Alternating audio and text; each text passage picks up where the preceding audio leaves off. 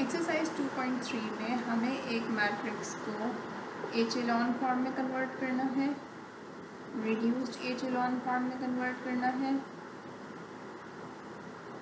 उसका rank find करना है और इन्वर्स फाइंड करना है। और इस सब की बेसिस है एचेलॉन फॉर्म।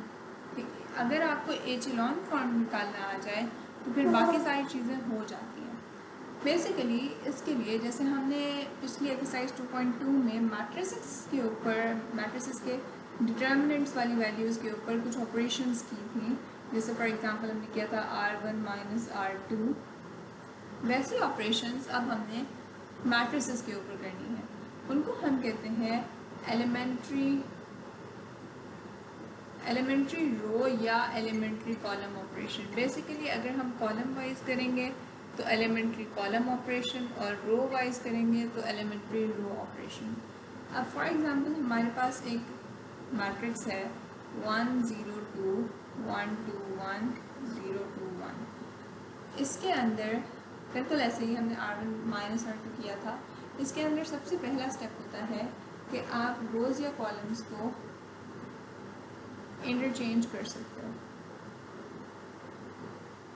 इंटरचेंज मीन्स हम इसको लिख सकते हैं R1 interchange R2। R1 interchange R2 में बेसिकली द थिंग इज कि ये होती है रो, लेफ़्ट टू राइट ये रो होती है, ये होगा हमारा R रो पहली रो, ये भी है रो तो ये दूसरी रो और ये तीसरी रो। अप टू डाउन कॉलम होती है तो ये पहला कॉलम, ये दूसरा कॉलम, ये तीसरा कॉलम। अब हमने किया है R1 इंटरचेंज R2। इसका मतलब है इनको काइंड ऑफ लाइक स्वैप करना होता है। R1 की जगह R2 के एलिमेंट्स और R2 की जगह R1 के एलिमेंट्स लिखने होते हैं। जब हम ये ऑपरेशन करते हैं R1 इंटरचेंज R2 तो R1 की जगह R2 लिखना है, दैट इज़ 1 2 1। R2 की जगह R1 लिखना है, दैट इज़ 1 0 2। और R3 पे हमने कुछ नहीं किया तो it remains the same. Next thing is this is called interchange. This is our first thing. हम बेसिकली तीन चीज़ों को ही यूज़ करते हैं। सेकेंड थिंग इज हम किसी भी एक रो को या किसी भी एक कॉलम को नॉन ज़ीरो स्केलर से मल्टीप्लाई कर सकते हैं।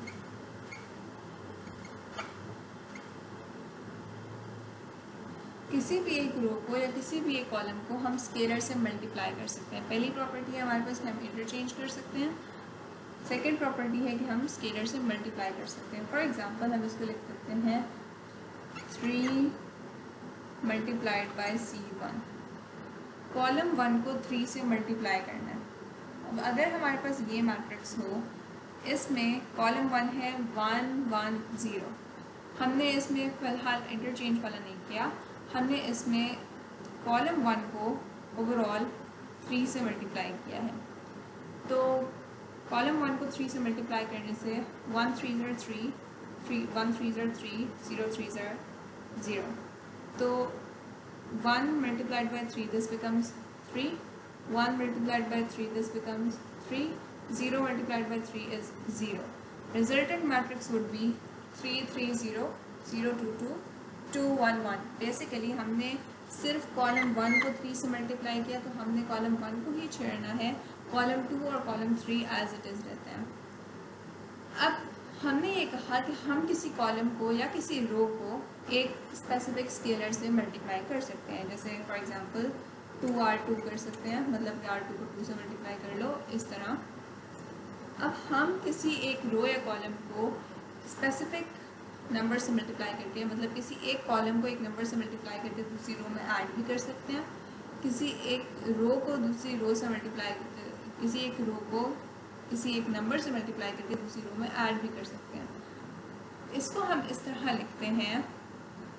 फॉर एग्जांपल हम इसको लिखते हैं, अब अगर हमें एक रो में दूसरी रो का मल्टीपल ऐड करना है, हम इसको लिख सकते हैं R1 प्लस 2R2। यानी R2 के एलिमेंट्स को पहले हर एलिमेंट को 2 से मल्टीप्लाई करो, फिर R1 में ऐड कर दो। चेंज यहाँ पर सिर्फ R1 में आता है, R2 में नहीं आता। Only R1 changes, R2 and R3 remains the same. R1 means पहली रो बनती है ये वाली। ऑपरेशंस करके देख लेते हैं।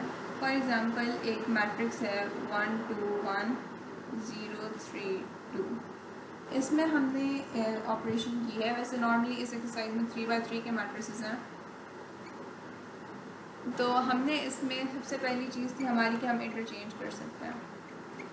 फॉर एग्जांपल हमने इंटरचेंज के अंदर किया R2 interchange R3, R2 interchange R3, इसमें R1 remains the same 1 2 1, R2 R3 की जगह चला जाता है, R3 R2 की जगह आ जाता है, यानी ये दोनों काइंड ऑफ लाइक स्वैप कर जाते हैं। R2 के एलिमेंट्स R3 में लिखो 0 3 2, R3 के एलिमेंट्स R2 में लिखो 1 2 0। दिस इज कॉल्ड इंटरचेंजिंग रोज। यही चीज़ कॉलम पे भी कर सकते हो, जैसे कॉल C1 इंटरचेंज C2, तो ये वाली कॉलम यहाँ चली जाती और ये वाला कॉलम यहाँ आ जाता है। पहली चीज़ थी हमारी इंटरचेंज। दूसरा है हम किसी स्केलर से मल्टीप्लाई कर सकते हैं किसी स्पेसिफिक रो या कॉलम को। पूरे मैट्रिक्स को नहीं करते, जब हम मल्टीप्लाई करते हैं ना और एलिमेंट्री रो ऑपरेशन या एलिमेंट्री कॉलम ऑपरेशन यूज़ करते हैं, तो हम सिर्फ एक स्पेसिफिक रो या स्पेसिफिक कॉलम को एक स्केलर से मल्टीप्लाई करते हैं। For example 2R1। अब इस मैट्रिक्स के अंदर 2R1 का मतलब है रो 1 के हर एलिमेंट को 2 से मल्टीप्लाई करना है।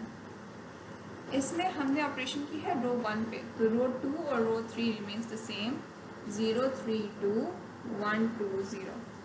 रो 1 के हर एलिमेंट को 2 से मल्टीप्लाई करो, 1 2 ज़र 2, 2 2 ज़र 4, 1 2 ज़र 2। ये हमारी दूसरी चीज़ है जो हम एलिमेंट्री रो ऑपरेशन में यूज़ करते हैं। थर्ड थिंग इज़ कि आप ऐड कैसे करते हो। हम किसी भी रो में आउट ऑफ नोवेयर नंबर्स को ऐड नहीं कर सकते। या हमने जैसे एक स्केलर से मल्टीप्लाई कर लिया है, R1 को हमने 2 से मल्टीप्लाई कर लिया, हम किसी एक रो को डायरेक्टली भी दूसरी रो में ऐड कर सकते हैं, जैसे R2 + R1। हम इस तरह भी कर सकते हैं। अगर हम इस तरह करेंगे तो इसका मतलब है कि हमें ऑपरेशन करनी है सिर्फ R2 के ऊपर, R1 पे नहीं करनी। हमें R2 में R1 ऐड करना है, R1 remains the same itself. तो रो 1 लिखें 1 2 1 और रो 3 में भी कोई चेंज नहीं है 1 2 0। चेंज आएगा तो जो पहले लिखा है उस पे, रो 2 में चेंज आ रहा है। रो 2 में रो 1 का एलिमेंट ऐड करना है। 0 + 1 is 1, 3 + 2 is 5, 2 + 1 is 3। इसी तरह हम डायरेक्टली एक रो को दूसरी रो में ऐड या सबट्रैक्ट भी कर सकते हैं। और हम किसी, जैसे हमने स्केलर से मल्टीप्लाई किया था ना, हम पहले मल्टीप्लाई करके फिर ऐड सबट्रैक्ट भी कर सकते हैं। फॉर एग्जांपल हम इसको कर सकते थे R2 + 3R1, तो फिर हम R2 के एलिमेंट्स में R1 के एलिमेंट्स को 3 से मल्टीप्लाई करके लिखते हैं। फॉर एग्जांपल अब हमारे पास है R2 + 3R1, तो R2 के एलिमेंट्स हैं यहाँ पर 0 3 2, ये है ना हमारे पास रो 2, इसके एलिमेंट्स हैं 0 3 2, और रो 1 के एलिमेंट्स हैं 1 2 1। हमें हर एलिमेंट में 0 में 1 को 3 से मल्टीप्लाई करके ऐड करना है, 3 में 2 को 3 से मल्टीप्लाई करके ऐड करना है, 2 में 1 को 3 से मल्टीप्लाई करके ऐड करना है। तो 0 + 3 × 1, 0 + R2 + 3R1, R2 + 3R1। रो 2 की वैल्यू यहाँ पे थी 3 + 3 × R1 की वैल्यू थी 2, R2 + 3 और R1 की वैल्यू यहाँ पे 1 है। So this become 0 + 3 3, 3 + 6 9, 2 + 3 5। तो अब हमारे पास रो 2 के एलिमेंट्स बनते हैं 3 9 5, मीनिंग हम इंटरचेंज भी कर सकते हैं। हमने ये रोज़ को किया है, सेम चीज़ हम कॉलम्स में भी लगाते हैं। इसको कहते हैं हम एलिमेंट्री रो ऑपरेशन। अगर हम इसको रो के ऊपर लगाएं और अगर हम इसको लगाएं कॉलम के ऊपर, तो इसको हम कहते हैं एलिमेंट्री कॉलम ऑपरेशन। हम इसके अंदर किसी एक रो को किसी दूसरी रो से इंटरचेंज भी कर सकते हैं, किसी एक कॉलम को दूसरे कॉलम से भी इंटरचेंज कर सकते हैं, किसी एक रो को किसी एक नंबर से मल्टीप्लाई भी कर सकते हैं, किसी एक कॉलम को एक नंबर से मल्टीप्लाई भी कर सकते हैं, किसी एक रो में दूसरी रो को एज इट इज़ या उसका कोई मल्टीपल भी ऐड कर सकते हैं, और किसी कॉलम में भी दूसरे कॉलम को ऐड कर सकते हैं या फिर उसका कोई मल्टीपल ऐड कर सकते हैं। +2C2 कॉलम में रो को ऐड नहीं करना, रो में कॉलम को ऐड नहीं करना। अगर कॉलम से कर रहे हो तो कॉलम में कॉलम ही ऐड होता है, मतलब C1 + C2 का मतलब है इन एलिमेंट्स में ये एलिमेंट्स ऐड करने हैं। 1 + 2 3 + 9 1 + 2। इसमें चेंज क्या होता है, जो आपने पहले लिखा होता है। C1 चेंज होता है, कॉलम 2 में कोई चेंज नहीं आता।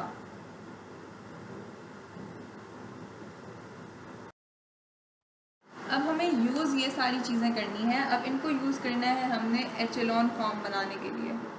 एचेलॉन फॉर्म बनाने के लिए एचेलॉन फॉर्म होती क्या है, किसी एक मैट्रिक्स के अंदर आपके पास फॉर एग्जांपल कोई भी वैल्यूज़ हो सकती हैं 4 3 2 9 4 2 1 0 4 7। किसी भी एक रो किसी मैट्रिक्स को एचेलॉन फॉर्म में कन्वर्ट करने के लिए उसकी पहली एंट्री को 1 बनाते हैं, उसके नीचे वाली सारी एंट्रीज 0 होती हैं। इसके बाद डायगोनल में हम बेसिकली वैल्यूज़ को 1 बनाते हैं। कैसे, पहली आपने 1 बनाई और इसके नीचे ज़ीरोज़ होते हैं, फिर इस रो में इसको 1 बनाते हैं, इसके नीचे 0 होता है। मतलब किसी भी रो में इसको मतलब कि समझाने के लिए ऐसे है कि एक पहली रो डायगोनल में एंट्रीज को 1 बनाना है और इसके इस साइड वाली वैल्यूज सारी ये 0 होनी चाहिए, मतलब ये हो जाती हैं 0 0 0 और डायगोनल में 1 आ जाता है। यहाँ पर कोई भी वैल्यूज़ हो सकती हैं, ये मैट्रिक्स एचेलॉन फॉर्म में कन्वर्ट हो जाते हैं। यहाँ पे ट्रायंगल में ज़ीरोज़ आते हैं ना, इसको हम ट्रायंगुलर फॉर्म कहते हैं। मतलब ये टर्म यूज़ हुई है, बट बेसिकली एचेलॉन फॉर्म में कन्वर्ट करने के लिए हमें डायगोनल 1 करने होते हैं और डायगोनल के इस साइड पे जो वैल्यूज़ हैं नीचे, इनको हमने 0 करना होता है। लेकिन इसको बेसिकली लिखते ऐसे नहीं है, इसको इस तरह लिखते हैं कि leading entry of row should be 0, leading entry of row should be 1। Leading entry होती है पहली नॉन ज़ीरो एंट्री, यहाँ पे 1 है, यहाँ पे हमें एंट्री चेक करनी है नॉन ज़ीरो, ये 0 है। 0 के बाद पहली एंट्री हमेशा 1 होनी चाहिए, पहली एंट्री हमेशा 1 होनी चाहिए और 0 को हम कंसिडर नहीं करते। पहली एंट्री 1 है, 0 हम कंसिडर नहीं करते, पहली एंट्री 1 है, और 0 कंसिडर नहीं करते, 0 कंसिडर नहीं करते, पहली एंट्री 1 है।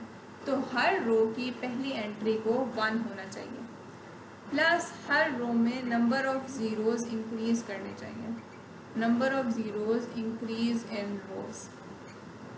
बेसिकली अगर हम इनको चेक करें तो इस रो में कोई भी 0 नहीं था 1 से पहले, number of zeros before 1, basically 1 से पहले ज़ीरोज़ इंक्रीज़ होते हैं। इस रो में कोई 0 नहीं था, इस रो में 1 से पहले 1 0 है, इस रो में 1 से पहले 2 ज़ीरोज़ हैं।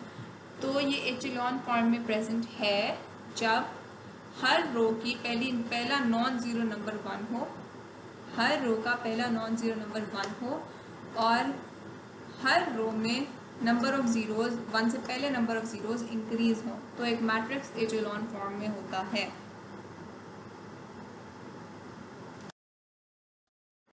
और हमने इसको एचेलॉन फॉर्म में कन्वर्ट करना है उन सारी ऑपरेशन से जो हमने अभी तक पढ़ी है। पहली चीज़ हमने पढ़ी थी कि हम इनको इंटरचेंज कर सकते हैं, रोज़ को या कॉलम्स को इंटरचेंज कर सकते हैं, हम इनको किसी नंबर से स्केलर से मल्टीप्लाई कर सकते हैं, और किसी एक रो में किसी दूसरी रो को या उसके मल्टीपल को ऐड कर सकते हैं। इसी तरह किसी एक कॉलम में किसी दूसरे कॉलम को या उसके मल्टीपल को ऐड कर सकते हैं। इन सारी ऑपरेशंस को यूज़ करते हुए हमें मैट्रिक्स को ऐसे चेंज करना है कि उसकी हमेशा पहला नॉन ज़ीरो डिजिट 1 हो और उसके हर रो में नंबर ऑफ ज़ीरोज़ इंक्रीज़ करें। एक्सरसाइज 2.3 में क्वेश्चन 1 का पार्ट 1 है 1 3 माइनस 1 2 1 4 3 4 माइनस 5। अब हमें स्टेप बाय स्टेप करना होता है। पहले नंबर को पहली रो के पहले नंबर को 1 करो, फिर उसके नीचे वाले जीरोस करते हैं, फिर दूसरी रो के दूसरे नंबर को 1 करो, फिर उसके नीचे वाले जीरोस करो। 3/3 में इतना ही होता है। अब इसके अंदर ना, और उसके बाद हमें ये भी 1 चाहिए होता है क्योंकि हमें डायगोनल में सारे 1 चाहिए होता है। अब सबसे पहले हमारे पास ये ऑलरेडी 1 है, तो हमें इसके नीचे वाले जीरोस करने हैं। हमें इसके नीचे वाले जीरोस करने के लिए वो रो यूज़ करनी होती है। रो 2 और रो 3 में ज़ीरो करने के लिए रो 1 को यूज़ करना है। रो 1 को यूज़ करके रो 2 में ज़ीरो ऐसे करते हैं कि यहाँ पे वैल्यू 1 है, यहाँ पे वैल्यू 2 है। 2 में से अगर हम 1 को मल्टीप्लाई करें 2 से और इसमें से सब्ट्रैक्ट कर दें तो आंसर 0 आ जाएगा। तो हम लिख सकते हैं R2 माइनस 2R1, मतलब 2 माइनस 1 2 2, 2 माइनस 2 इज़ 0, यहाँ पे 0 आ जाएगा। सिमिलरली R3 में 3 है और ये 1 है। जो भी नंबर हो ना, 1 को हमने यहाँ पे 1 है तो R1 को हमें उसी नंबर से मल्टीप्लाई करना होता है, साइन ऑपोजिट रखना होता है। यहाँ प्लस का साइन है, आना होता है R3 माइनस, यहाँ प्लस था, ऑपरेशन में माइनस लगाना है। यहाँ हमें बनाना है 3, 1 को 3 बनाना है तो हम 3 से मल्टीप्लाई करेंगे, R3 माइनस 3R1। तो ये हमारा आता है R1 पे हमने कोई ऑपरेशन नहीं लगाई, R2 पे लगाई है और R1 remains the same 1 3 minus 1। R2 के अंदर R2 minus 2R1, 2 minus 2 is 0, 1 minus 3 2 are 6, 1 minus 6 is minus 5, 4 minus 1 2 are minus 2, 4 minus 2। हमने 2 से मल्टीप्लाई करके करना है ना सब्ट्रैक्ट, तो 2 माइनस 2, 1 माइनस 6, इन सारों को पहले हमने 2 से मल्टीप्लाई करना है, फिर रो 2 में से माइनस करना है। 2 माइनस 2, 1 माइनस 6, 4 माइनस 2। 4 माइनस 2 को बेसिकली हम 4 प्लस 2 भी लिख सकते हैं and that is equal to 6। R3 minus 3R1। अब इन R1 की वैल्यूज़ को 3 से मल्टीप्लाई करके R3 से निकालना है। दैट इज़ R1 की वैल्यूज़ को पहले हमने 3 से मल्टीप्लाई करना है। सो 1 3 are 3, 3 minus 3 is 0, 3 3 are 9, 4 minus 9 is minus 5, minus 1 3 are minus 3, minus 3 minus 5 minus 3 is minus 8। Basically इसको लिखते ऐसे हैं कि जब हमने किया है ना, for example R3 minus 3R1, तो R3 के एलिमेंट्स थे हमारे पास, ये रो 3 है ना, इसके एलिमेंट थे 3 4 माइनस 5 माइनस 3 इंटू R1 के एलिमेंट्स हैं हमारे पास 1 3 minus 1, so this is equal to 3 minus 3 0, 4 minus 3 3s are 9, minus 5 minus 5 minus minus is plus, minus 5 plus 3 equals to minus 2, so पहले स्टेप में हमने इसको, ये 1 ऑलरेडी था, हमने इसको 0 0 कर दिया। अब हमें इस वैल्यू को 1 बनाना है, फिर इसके नीचे वाले को 0 करेंगे। -5 को 1 बनाने के लिए हम there are 2 things we can do.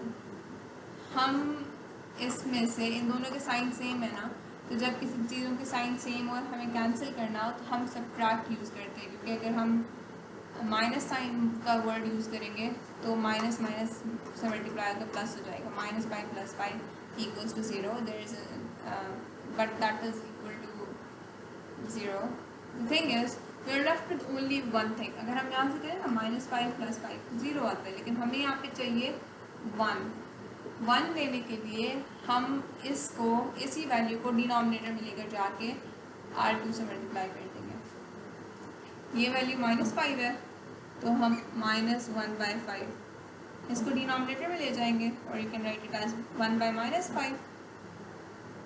1/-5 multiplied by दस R2।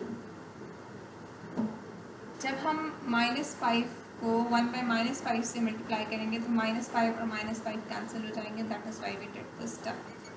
सो दिस बिकम्स, हमने स्टेप R2 पे ऑपरेशन की है तो R1 और R3 सेम रहेंगे। R1 है 1 3 -1। R2 के हर एलिमेंट को -5 से डिवाइड करें। R2 का पहला एलिमेंट है -5। -5 divided by -5 is equal to, firstly 0 divide by -5, 0 divide by any number is 0। -5 divided by -5 is 1। 6 divided by -5 is -6/5। R3 पे हमने कोई चेंज नहीं करना, 0 -5 -2। बेसिकली पहले वाले को 1 लाने के लिए हम डिफरेंट चीज़ें यूज़ कर सकते हैं। जब हमारे पास पहला 1 आ जाए ना, हमने इस ही रो को यूज़ करके इस तरह माइनस की फॉर्म में लिखना होता है। मतलब कि यहाँ पर जो नंबर हो उस हमने इस रो को यूज़ करना है, इस रो को 0 बनाना है। तो जिस रो को 0 बनाना है उसको पहले लिखें R2। 2 को 0 बनाना है, 2 R2 में है तो R2 को पहले लिखें। यहाँ पे जो साइन है ये प्लस पॉजिटिव है, हमने इसका ऑपोजिट साइन यूज़ करना है, -2। +2 था, हमने -2 से मल्टीप्लाई करना है R1 को। जो चेंज करनी है पहले वो लिखते हैं, फिर ये +2 है तो -2 मल्टीप्लाइड बाय R1। फिर हमें R3 में 0 लाना है, ये 0 करना है, ये थर्ड रो है तो पहले R3 लिखो जिसमें चेंज लाना है। ये +3 है तो -3 को मल्टीप्लाई करना है R1 से। जब हमारे पास ये दोनों 0 आ गए, only option we have left is कि हम इसको इस नंबर को डिनोमिनेटर में लेकर जाके इससे मल्टीप्लाई कर दें। -5 है, -5 को कैंसिल करेगा 1/-5, तो हम इसको 1/-5 से मल्टीप्लाई कर देते हैं। फॉर सपोज यहाँ पे 3 होता तो हम इसको 1/3 से मल्टीप्लाई करते हैं। हमारे पास इसके अलावा इसको सॉल्व करने की कोई और ऑप्शन ही नहीं होती। अब हमारे पास यहाँ पे 1 आ गया, मतलब फॉर एग्जांपल अगर यहाँ पे 4 होता तो हम इसको ऐड करके 1 कर सकते थे। For now we have no other option, this is the best option and this thing you can use in every single thing. हमारे पास पहली एंट्री 1 आ गई। फर्स्ट स्टेप, पहली एंट्री को 1 करो। सेकेंड स्टेप, उसके नीचे वाले को 0 करो। थर्ड स्टेप, डायगोनल में जो दूसरी एंट्री है सेकेंड रो का सेकेंड एलिमेंट, इसको 1 करो। फोर्थ स्टेप, उसके नीचे वाले को 0 करो। अब हमें -5 को 0 बनाना है। -5 को 0 बनाने के लिए जैसे एल ने कहा कि हमें चेंज जिसको करना है पहले वो लिखो। हमें चेंज करना है R3 को। -5 रो 3 में है, ये -5 है तो साइन ऑपोजिट करके इसको लिखो, +5 मल्टीप्लाइड बाय, हमने जिसमें वैल्यू को अभी भी 1 बनाया है ना वो यूज़ करते हैं। -5 R3 चेंज करनी है, में -5 है तो हमें इसको साइन ऑपोजिट करके लिखना है +5, और जिसको 1 बनाया है उससे मल्टीप्लाई करना है R2। R3 -5 था तो +5 और 1 बनाया था हमने R2 को तो R2। That is equal to, पहले R3 के सारे एलिमेंट्स लिखो। रो 3 के एलिमेंट्स हैं 0 -5 और -2 +5 इंटू R2 के एलिमेंट्स लिखो। पहला एलिमेंट है 0, दूसरा एलिमेंट है 1, तीसरा एलिमेंट है -6/5। 0 R3 + 5 R2, 0 + 5 into 0, -5 + 5 into 1, -2 + 5 into -6/5। ये आता है 0, -5 + 5 0, this 5 gets cancelled with this 5, -2 -6 -8। हमने ऑपरेशन लगाई थी R3 + 5 R2। हम लगाते कैसे हैं, जो हमने चेंज करना हो, हमने -5 को 0 बनाना है ना, जो हमने चेंज करना हो उसकी रो पहले R3, ये -5 है, इसका साइन ऑपोजिट करके लिखते हैं +5, इसके ऊपर जहाँ 1 होता है वो वैल्यू लिखते हैं R2, ठीक है। हमें R3 चेंज करनी है, -5 की जगह +5, और ये 1 R2 में है तो R2। हमने इसको कैलकुलेट किया तो हमारे पास आंसर, इसके अंदर चेंज होगी सिर्फ R3, R1 और R2 सेम रहेंगे, तो हमारे पास आंसर आते हैं पहले R1 और R2 सेम रहते हैं 1 3 -1 0 1 -6/5। जो आंसर आए थे सिर्फ R3 चेंज होती है क्योंकि R3 हमने पहले लिखी हुई है, वो है 0 0 -8 0 0 -8। अब हमें डायगोनल में 1 चाहिए होता है, हमें सिर्फ -8 को 1 बनाना। Easiest way is R3 multiplied by 1 by -8। तो R1 और R2 सेम रहते हैं, 1 3 -1 0 1 -6/5। R3 को चेंज करना है, 0 divided by multiplied by any number is 0 0 multiplied by any number is 0 -8 multiplied by 1 by -8 basically -8 multiplied by 1 by -8 होता है, तो -8 is the same, the answer is 1। This is your resultant matrix. Diagonal में 0 आ गए, diagonal में 1 आ गए, नीचे सारे 0 आ गए। This matrix is in echelon form.